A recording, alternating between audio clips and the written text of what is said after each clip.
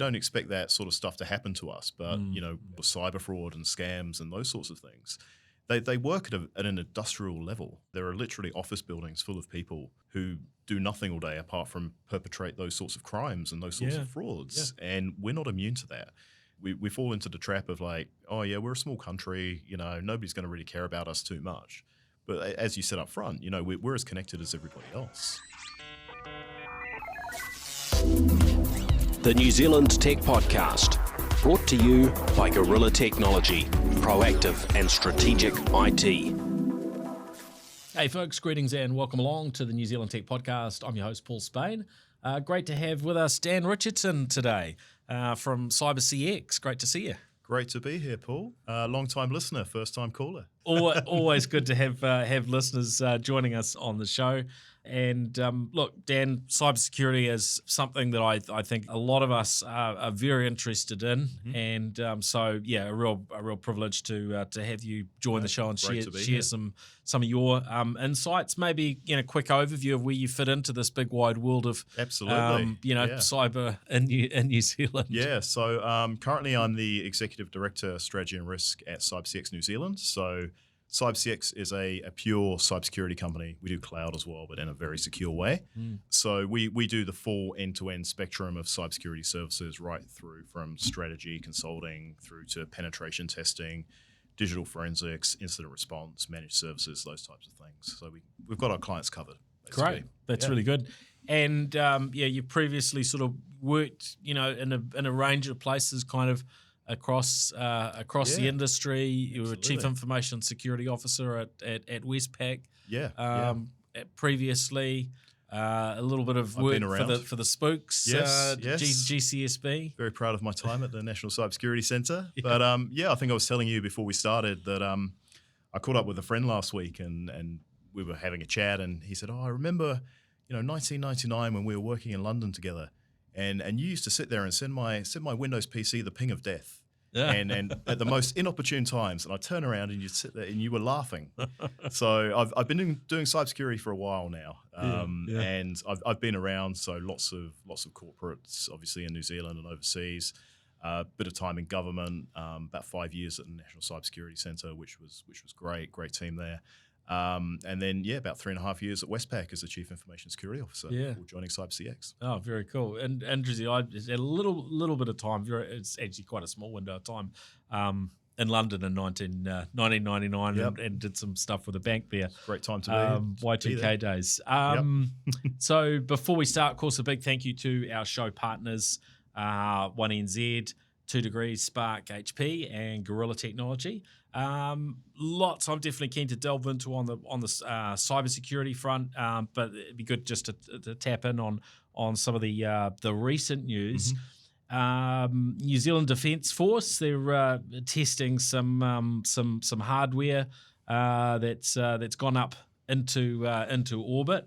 I think it's really interesting and I guess, depending on the perspectives, that you come from on, I guess, the defence element of space. But in general, I guess, to me, it's pleasing to see New Zealand, as a country from a commercial perspective and from, other perspectives that we're getting involved in the world of space sort of more and more.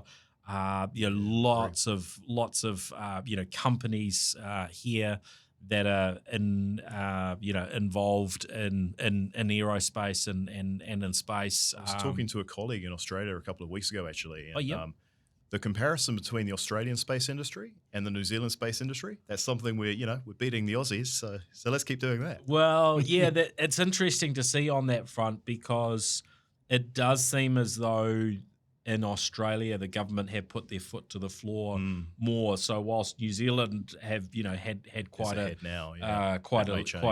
a lead with I guess on a number of fronts, but Rocket Lab probably being the biggest, most well known part of our sector. I think in a way that's kind of put a rocket under some of the Australians, I and would they're like, agree. we don't like Kiwis beating us, and actually, if there's money New Zealand can make, we should be able to make be at doing that least as well. as much, and so I think there's probably a level of friendly rivalry in that area, and I'm sure it will continue. I think what we're seeing with a space minister and some of the direction that we're seeing from the current government. This has taken on a more important role at a government level. So I think that is just something that hopefully keeps heading in a good direction, because I think our ability as a nation to be able to generate more export revenue and do more work, as it relates to space and the broader aerospace segment, is generally a pretty good thing for our country and for the economy. It's really cool to see as well, especially with Rocket Lab, but other companies as well, the interest in STEM that brings for like a younger generation. Yeah, super cool. Yeah. I think when you see these possibilities that actually, hey, you can go from studying in a New Zealand school and end up in a space company.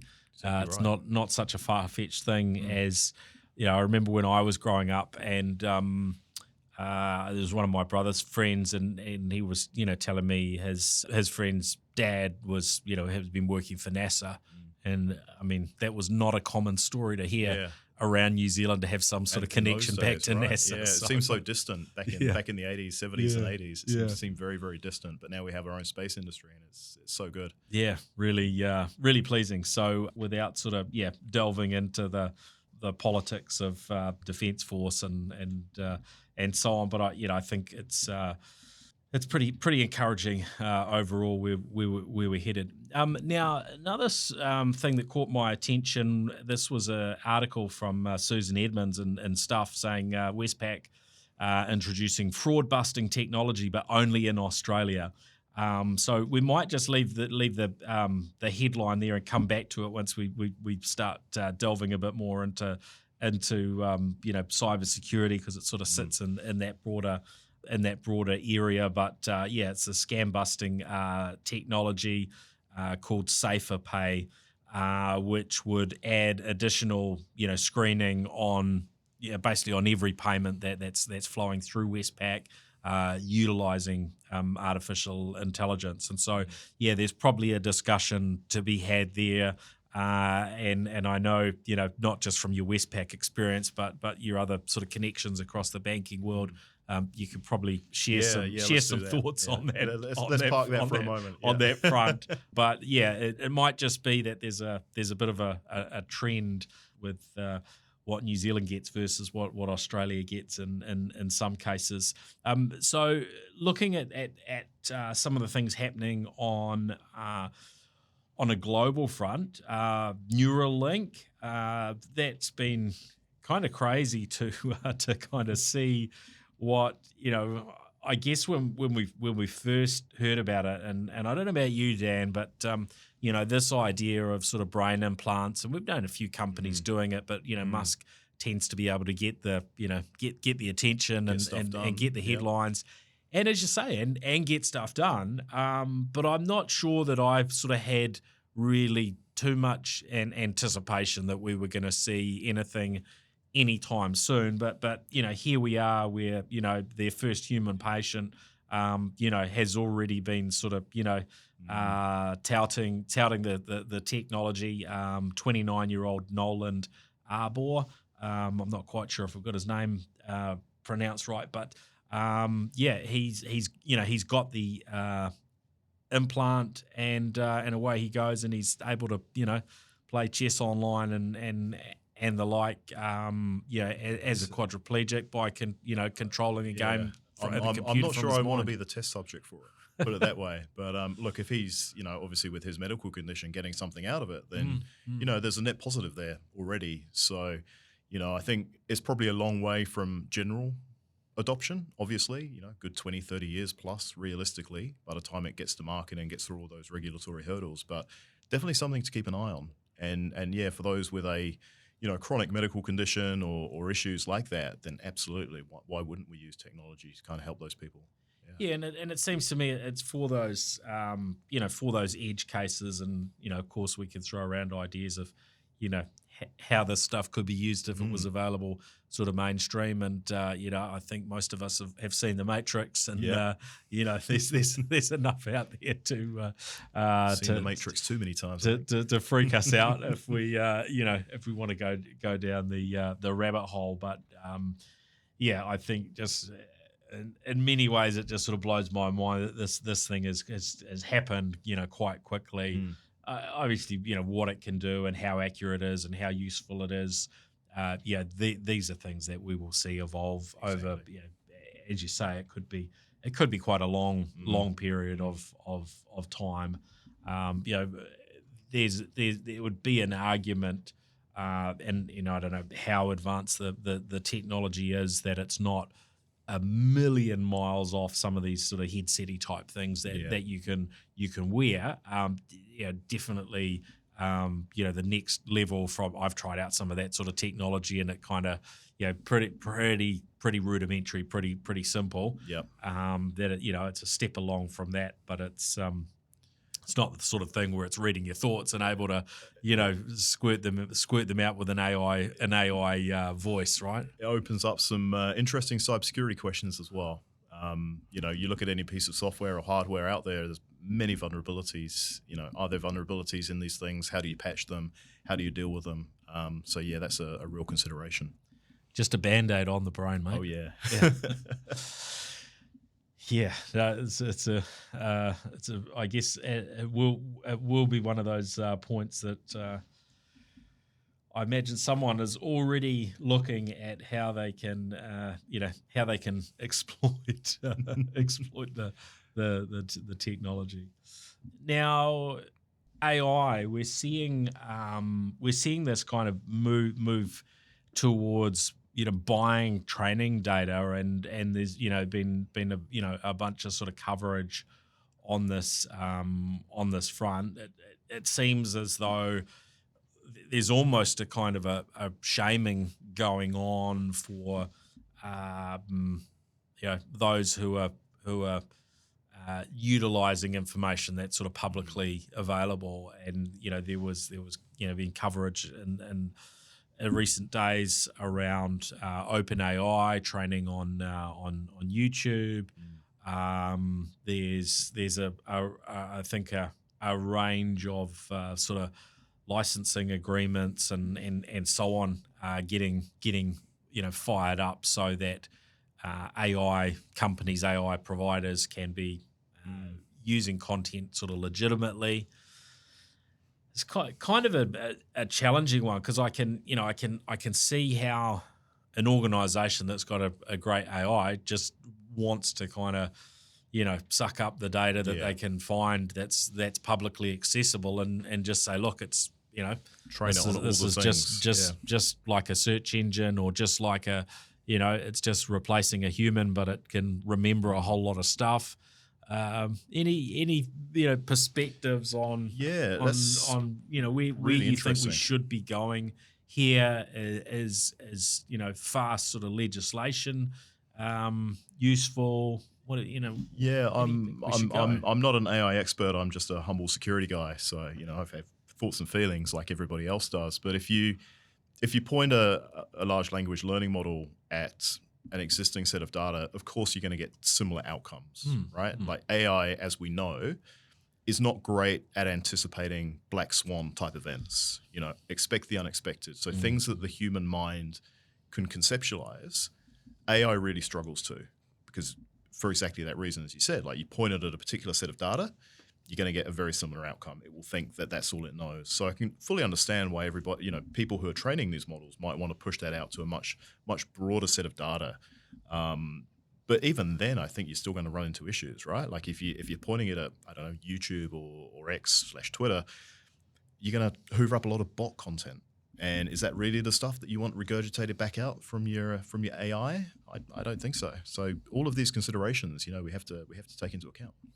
Yeah, and the challenge of how good and robust the sources are, the differing sort of viewpoints on varying information that's available online. We're all probably unique in terms of what it is we read and consume and we're interested in and so on.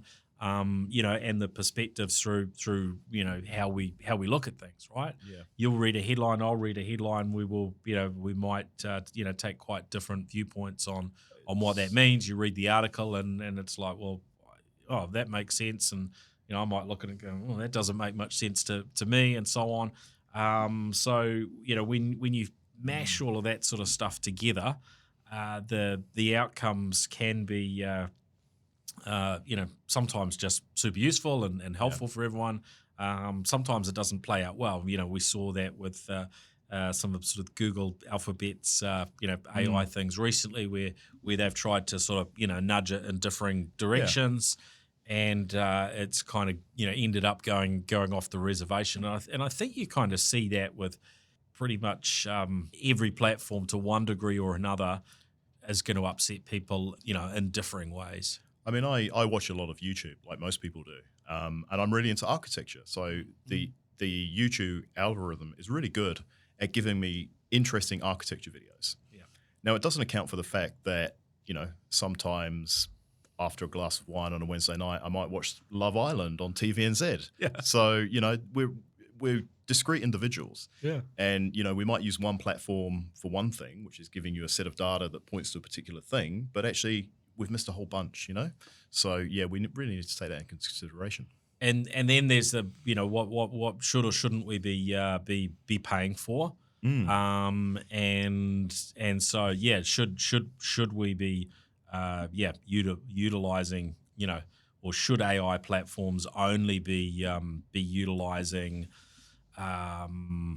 sources that they pay for? Or do you say, well, this is public, an individual could go and read these, these news sources and, could watch any video and so on. Right. And you see there's all sorts of, potential for drama in that front. And we've already heard around, potential court cases and so from a legal perspective, regulatory perspective, just access to those data sets. It's a minefield. Yeah.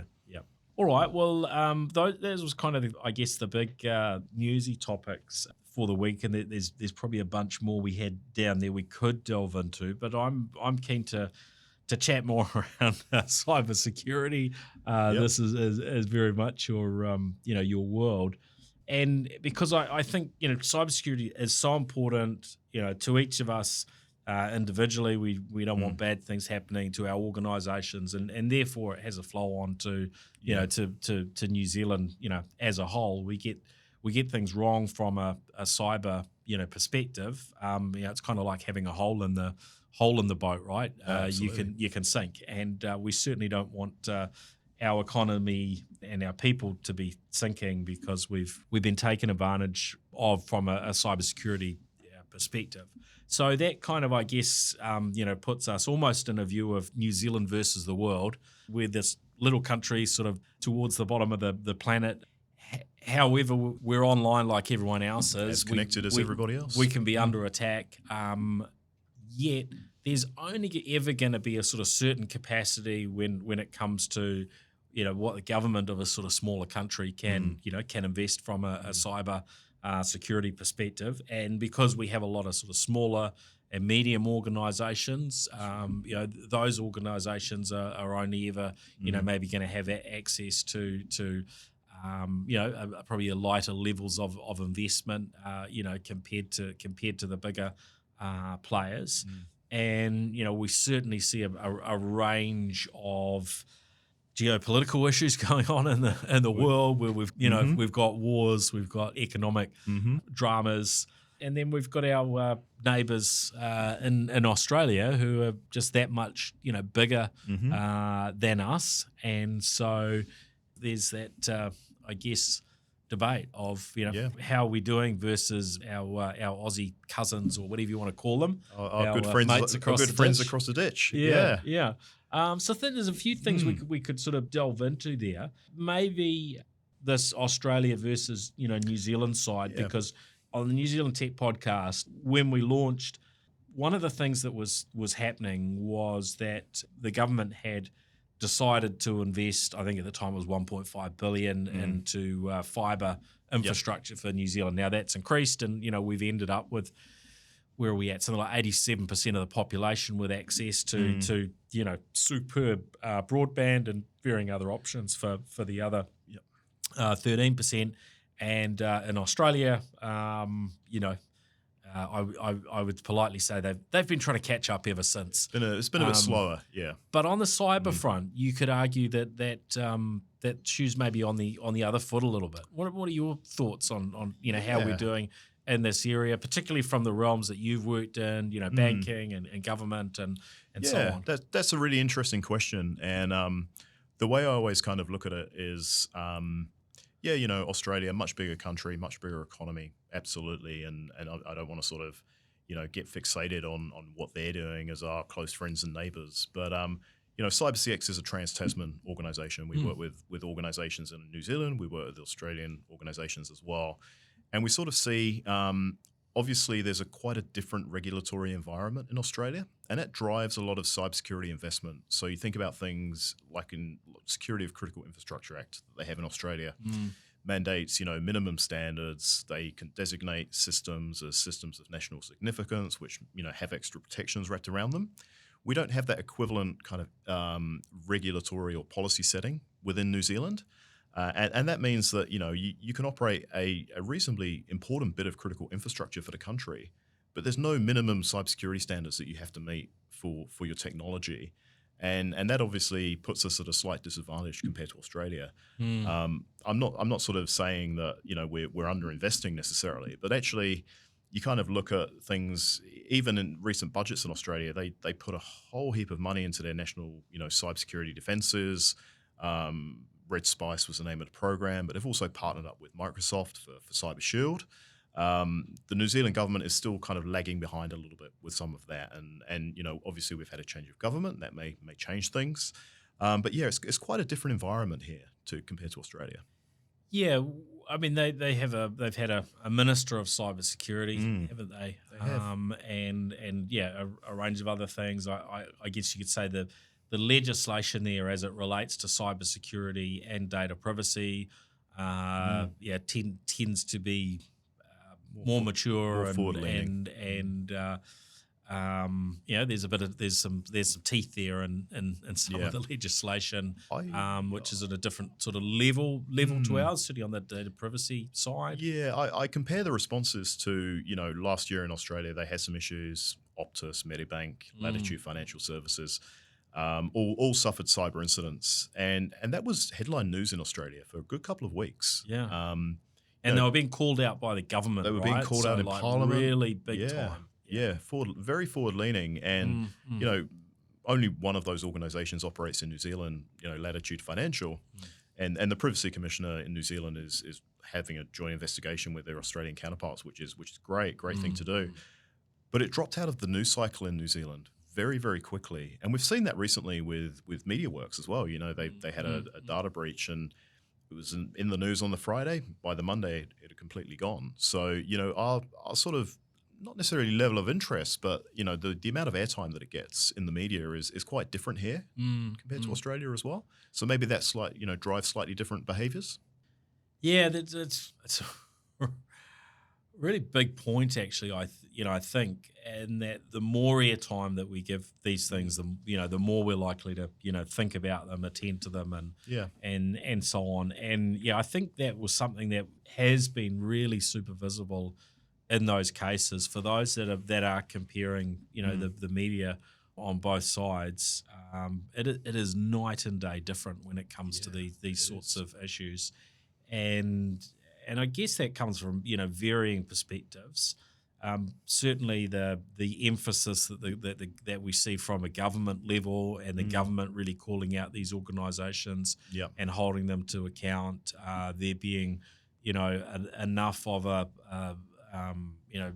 solid enough sort of legislation that really puts quite a bit of weight on these entities. So when something happens, there's going to be a big fallout, not just from the media perspective, but then that tends to come along in terms of fines and penalties as well. Yeah. Quite different. Yeah. In terms of, you look at some of the provisions that I think it was Medibank had to put into their financial statements as potentially money to compensate victims of their data breach. It was hundreds of millions of dollars, and we don't see that same level of response here at all.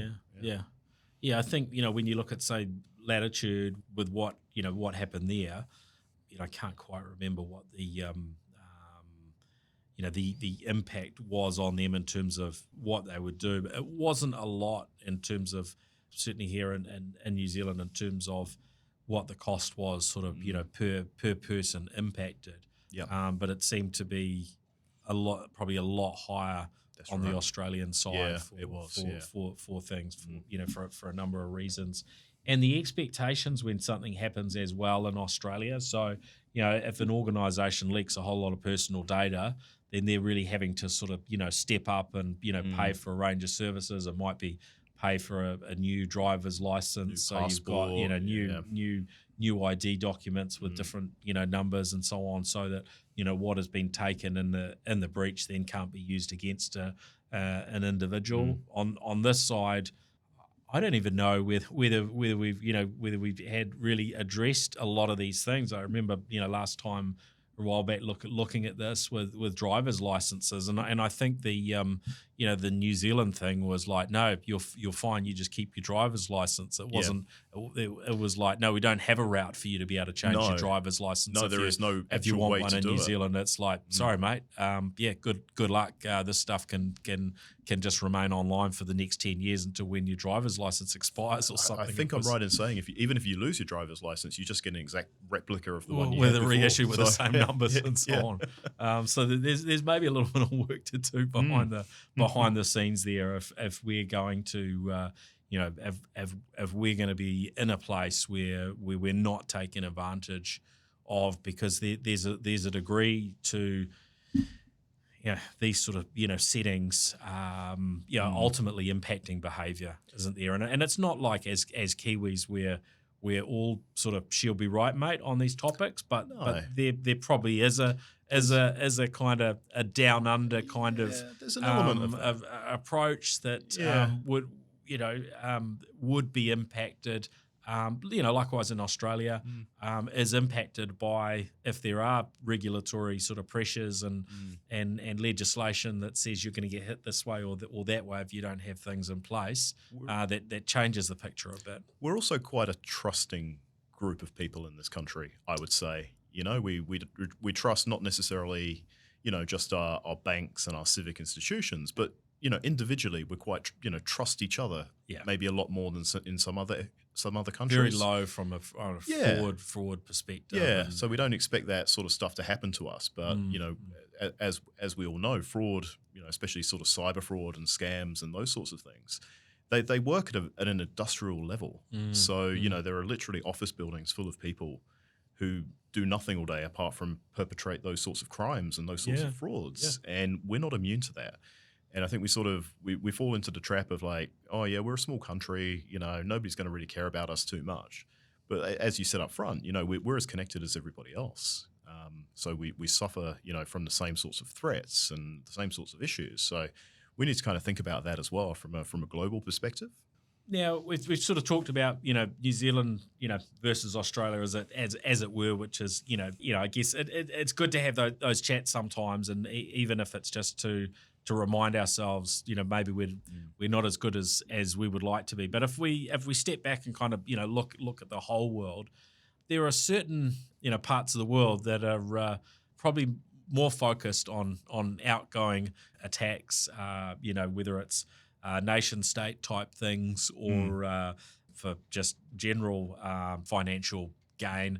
North Korea often sort of comes up as a place that probably struggles to earn a lot from an export revenue perspective, and so for them, this is something that can really move the money spinner, move the needle, right? Yeah, they can generate all sorts of and beat sanctions at the same time. Yeah, So, yeah. bypass everything. So, what can you sort of share from your experiences without giving away, too many secrets from inside, some of the environments where you may well have seen things that you're not supposed to talk too much about, but around that sort of overall, those international sort of threats and what stands out. That's a great question, and actually something I was reflecting on a few weeks ago, because like I said, I've been in cybersecurity a long time, and there must be something kind of keeping me interested. Otherwise, I wouldn't do it. I would have gone and become a farmer or something. But I kind of look at it as a bit of a layer cake. So you think of the top layer of cyber threats as,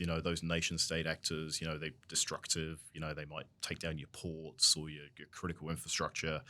And then there's another layer down, which is the sort of, again, state actors, but they're more focused on cyber espionage.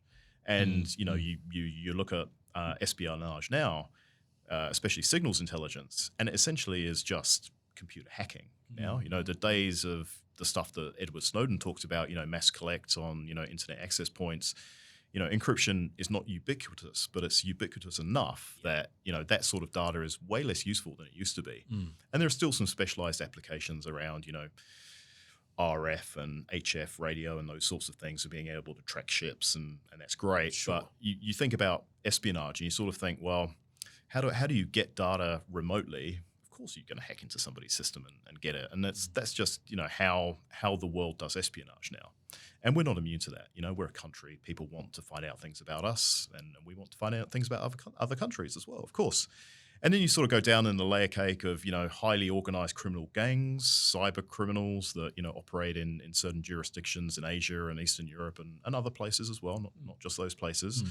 And they're purely driven by money. How do they monetize the cyber threats that they have access to, and how do they use some of those tools, techniques, procedures to get as much money as they can? And that's actually where large portions of the problem actually are. It's things like ransomware, that's prevalent and continues to be so. It's data extortion, as we've seen recently with some recent data breaches, things like fraud and scams on a massive industrial scale. And there is lots of money in it. And that's the motivation. And then you also, as you get sort of laid down more into sort of the hacktivists, people with an issue that they sort of want to push, that, those sorts of attacks, mostly DDoS, denial of service type attacks, they sort of do those sorts of things. And we saw a lot of that around the Israel-Hamas conflict, people picking sides and launching denial of service attacks against, infrastructure that was deemed to be supportive of one of those two sides. And that was much the same with Russia-Ukraine as well. So while there was no real sort of direct impact from a cybersecurity perspective for a country like New Zealand, a lot of the time there were flow-on effects from those denial of service attacks. So there's so much variety, not just in the type of actor, but the type of methodology that they use, and also their motivations as well. And that's kind of what keeps me interested. It's super interesting once you start sort of getting into it and understanding some of those things. Yeah. Yeah, it's not a boring one, that's for sure. There's always things going on. Do you, when you look at the role of AI, how do you pick where we might head over the next few years? Because from one perspective, it's like, wow, we've now got all of these sort of tools coming through from an AI perspective that can detect anomalies and so on, and usual activities that a person or group of people could never keep up with on their own. Yeah. But then on the flip side, you've got the bad actors also have access to technology. Yeah. And if they're able to really ramp things up with AI, which of course they are, that brings its own consequences. It sort of feels like we've got something of an arms race, happening. Yeah, we totally have, and like you've been in technology long enough, Paul, as we both have, that technology is agnostic. It can be used for good things, it can be used for bad things, and AI is really no different. But we're absolutely seeing cyber threat actors use AI tools to help them in their operations. So common example, and this is happening to financial institutions around the region in Australia, New Zealand, and other places, AI-generated voicemails that go to bank customers, trained on a voice that they would find familiar. So, most people you can find on Facebook, YouTube, Instagram, you can get voice samples from people really easily. Probably doing myself a disservice by being on this podcast because there's some great voice samples of me. It's too late now. But you can use AI tools to generate the voice of somebody that is familiar to somebody else. Yeah. Leave a voicemail on their phone. Oh, I'm in trouble. I need $1,000. Can you send it to my bank account? Here's my bank details. And that stuff actually happens. It seems like a bit like science fiction, but it's purely AI generated. But it's definitely going on out there. And then the flip side to that coin is, we've got some great security tools that help defend against some of those things. On an enterprise level, things like Microsoft Copilot for security, they've done some great job in making a security analyst's job not necessarily easier, but being able to get through more threats, much more quickly. Yes. So we can use that, the same variety of tool for good purposes as well. So it's very much a double-edged sword, like everything is. Now, delving into the banks, because that's a world where you've worked and you will I'm sure even as you in different firms you'll have a fair bit of exposure to these things. It does seem, and I think this is sort of probably public knowledge, that the New Zealand banks don't get the same probably level of investment when it comes to cyber type things as our Australian banks, and you could probably quite easily link that back up to size, scale, and the different regulatory environment that we talked about earlier. There's been a fair bit of discussion recently around a move to verification when you're making a payment to a bank account. I think we've got maybe one or two players that are sort of in the fintech sort of space, but aren't traditional banks that are able to sort of leap ahead and of the big banks and offer some sort of verification type process. So when you take some money, and I mean we can look back on, there's probably a whole range of scenarios, but I pick on the Team New Zealand one because it was reasonably public, right. and Team New Zealand's of reasonably broad interest, and they got the email saying, hey, can you pay this bill into a different bank account, and I think that the story goes that Peter Dalton said, no worries, I don't care which bank account it goes into, all good, and deposited the funds. Now, there's a range of ways of sort of stopping that sort of thing, and I think they were in a period where it maybe wasn't as broad knowledge as it is today around what your payment processes should look like, but there were lots and lots of organisations at that time that certainly knew to have some good processes in place. But there's also that element where if your bank account is verifying your money's going into the right accounts, that can cut down the risk. Not necessarily entirely, but it becomes another part of the picture. What are your thoughts on how hard is it to make these sort of changes, and how do you feel about the sort of the different levels of investment into our banking security here versus Australia? No, great question. Look, when I was at Westpac, I'd spend time obviously talking to the board, and the board and all of the senior managers were really concerned with cyber issues and fraud and scams. And I think if you went to any financial institution in the country and talked to their board, talked to their chief executive, you'd hear exactly the same thing. If cyber risk isn't in your top 3 risks, operational risks at a financial institution, you're probably not doing your job very well.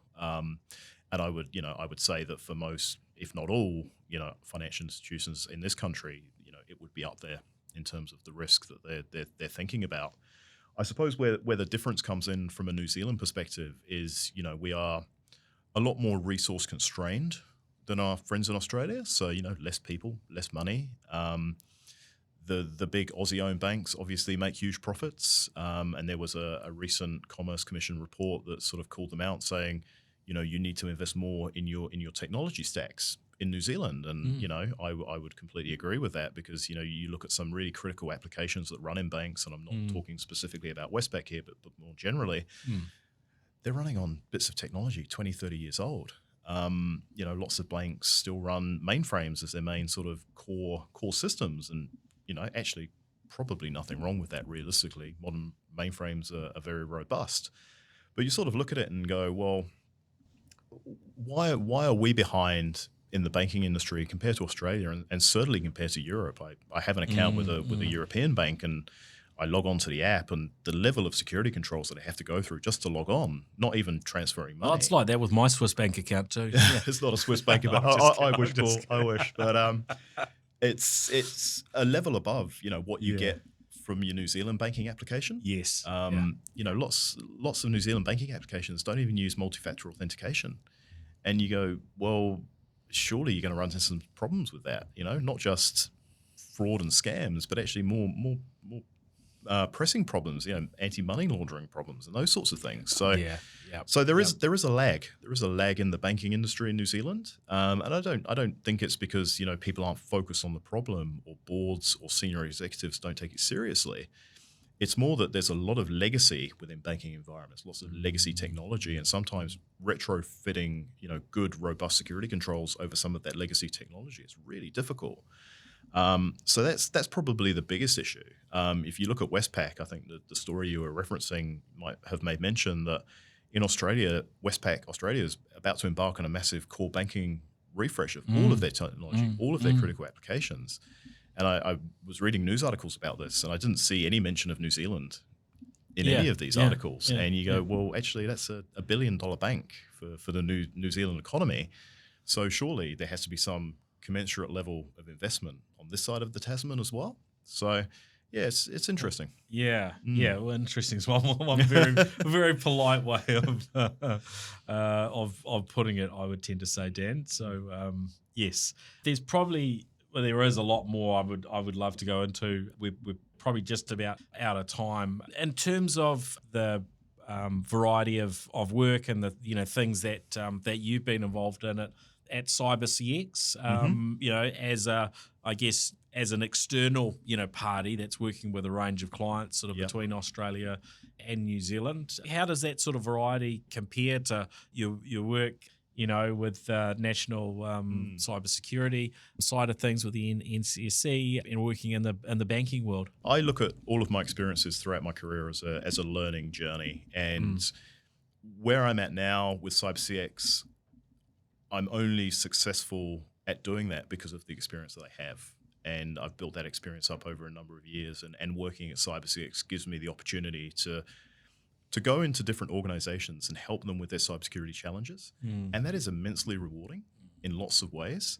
At a bank, great. I love my time at Westpac, love the team, but, it's very, very samey, day after day. And what I love about my job at the moment is I can, be working with a bank one day and then, a government the next day, and then actually a small medium enterprise, out in Pakuranga, and, helping them. And like you get to see such diversity. And that's actually, what really makes us strong, within New Zealand is that diversity. So yeah, I'm super pumped and super happy to be there. Now, without ensuring that you end up walking out of here in handcuffs, what might people find interesting around, I guess, what goes in at a government level, National Cybersecurity Centre, and any things that you can share that might people might not sort of broadly know that look, people find interesting? I would say if you're a person that's interested in cybersecurity and you don't quite know where to start, but you've got some really good skills, like it's a great place to go and learn. Yes, I've heard that. And it's a great place to do things that you can't do anywhere else legally in the country. But it's, I loved my time down there in Wellington with the team. Had some great people, learned a lot, had some great opportunities to go to different places and work with different agencies. And, I wouldn't trade it for anything. It's, I think people kind of, look at the public service and they look at the governments and go, oh, they're just Wellington bureaucrats. And that was not my experience. And that goes, for the wider cybersecurity sector within, the national security system. So not just the NCSC and the GCSB, but people like DPMC, National Cyber Policy Office, CERT New Zealand, DIA. Everybody's there is really mission focused. And actually, coming to CyberCX, I've really found that at CyberCX as well. We have a lot of ex law enforcement, ex military, ex intelligence people, and everyone's really focused on the mission. So that's super cool. We've probably run out of time to sort of, delve into NCSC and sort of CERT coming together. But your thoughts, is that a good move for New Zealand to see these two entities be one? Yeah, look, I'm on record as saying that I think it's a good idea. I think, having two agencies fulfilling very similar, functions within a small jurisdiction like New Zealand was always going to cause a few issues with overlap. I think for me, the thing that, we really want to see within the cybersecurity industry is, what's the plan? Like, what does it look like going forward? What sorts of services can we expect out of the NCSC, CERT, NZ, merged entity? What does that sort of look like? And I know, they're working on that right now. So I'd expect, over the next sort of 2, 3, 4 months, there might be some more information out there available. But, broadly, a very positive thing. Yeah. Good. Yeah, I'd be on the same page on that one. So, that's good to hear. Well, that's us for this episode. So thanks everyone for listening in and joining us on the New Zealand Tech Podcast. Of course, a big thank you to our show partners, 2 Degrees Spark, HP, 1NZ, and Gorilla Technology. If you have been watching the live stream, just make sure fire up whatever you listen to audio through, be it Spotify, Apple Podcasts, etc., a favorite podcast app. Look up for the NZ Tech Podcast there. That's a great place. You can subscribe for free, of course. And for those that are listening into the audio, which tends to be the bulk of our audience, of course, look out for us on your favorite video platform. We do tend to stream most weeks on a Tuesday afternoon. Some variations if I'm under the weather or other things happen, but most weeks that tends to be a Tuesday afternoon. And you can find us by following myself on LinkedIn, also NZ Tech Podcast across YouTube, X, and Facebook. So thanks everyone, and thank you, Dan. Great to have you on the show. Great to be here. Thanks, Paul. Anyone that wants to sort of connect or is looking for help, what's the best way to get in touch? Oh well, if you go to cybersecurity.co.nz, you'll find us. I'm on LinkedIn, Dan Richardson on LinkedIn. You'll find me. If you're a LinkedIn user, I don't do Twitter, unfortunately, but yeah, you'll find us. Excellent. All right, that's great. Thanks very much, Dan. Thank you. Okay. Cheers.